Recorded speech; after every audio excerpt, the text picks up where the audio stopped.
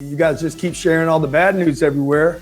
How many people are sick? 1 million people? 1 million people got it? It's, a lot of people die every year. Like, I don't mean to be the unemotional one, but the economic impact of this event is going to be like terrorism.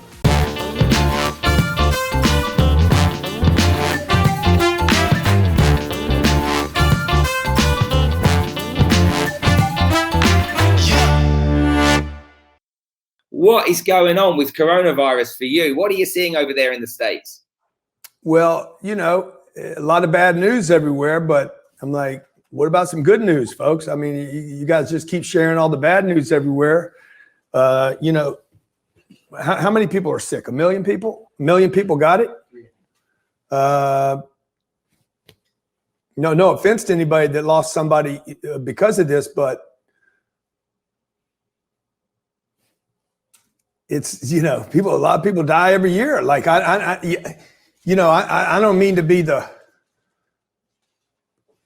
the unemotional one, but the economic impact of this event is going to be like terrorism, where people that had nothing to do with anything are going to get killed.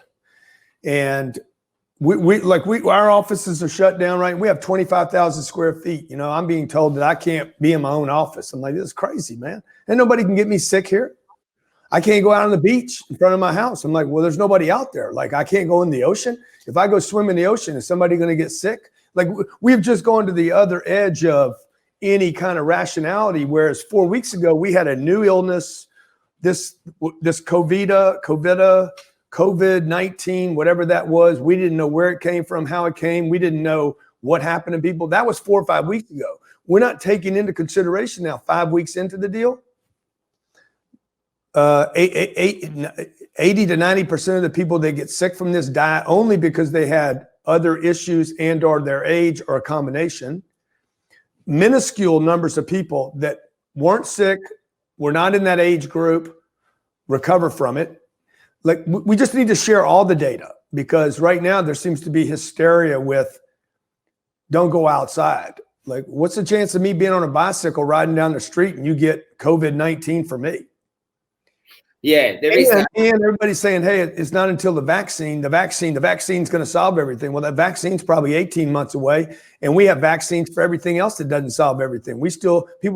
Tens of thousands of people in America, 30, 40,000 people every year die from a flu that we have a vaccine for. So I just want to get us back to some kind of normal conversation here, which doesn't include this thing being the end of mankind, because it's not going to be. I'm a big believer there's two types of people. There's the ones that are in fear big time, and there's these people that are pragmatic right now that are just kind of like, look, I just want to get back to work. Okay. I want to start doing stuff, whatever it may be that they do for a living. And those pragmatic people, as far as I'm concerned, are making a lot of sense to me, because to stay focused in fear and focused in these problems all of the time is going to have a much bigger impact to the economy, and I think to human life, okay, than anything to do with this virus. And it's just stopping us getting on. Yeah, 100%. I mean, I know people that are going to hate on me because they're like, Cardone's just trying to get richer. The rich just want to get richer, blah, blah, blah. I'm not thinking about myself. I got 107 employees here. I'm thinking about for every one employee I have, they have an uncle, an aunt, a mom, a dad, a brother, and a sister that's being affected. Cousins. Like, you just keep going. Like, how many people does everybody know? There's 3.4 people per household in America. For every person that I hire, there's 3.4 people. So that's 3,400 people that are being affected because the wife lost her job. The kid was just getting out of college, his job canceled. The mom or the dad. Like, this is a massive economic impact that doesn't just hit people's wallets, but it hits their fear, causes anxiety. Also, I lose my purpose and my mission, the place I can go to work every day. It causes depression. Like, there's lots of other health benefits that are not being measured here with all this uncertainty.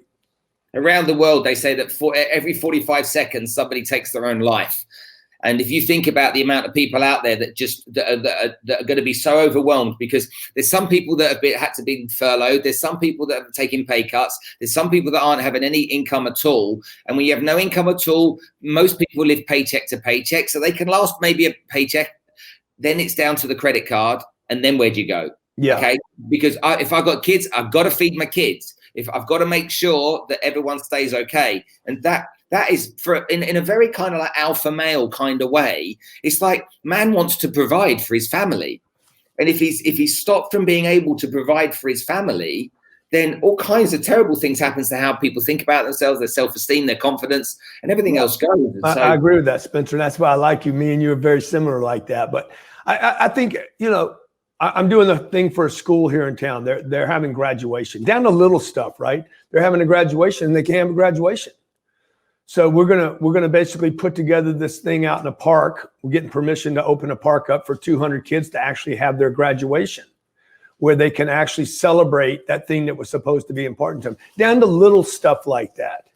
And look, people need a purpose. They need a mission. They need to know they can do something. And right now, all you hear is what you can't do, where you can't go, what you shouldn't do, rather than, okay, well, what can we do to get back to work? I guarantee you 5 years from now, people won't know whether it was COVID-19 or COVID-17 or 91.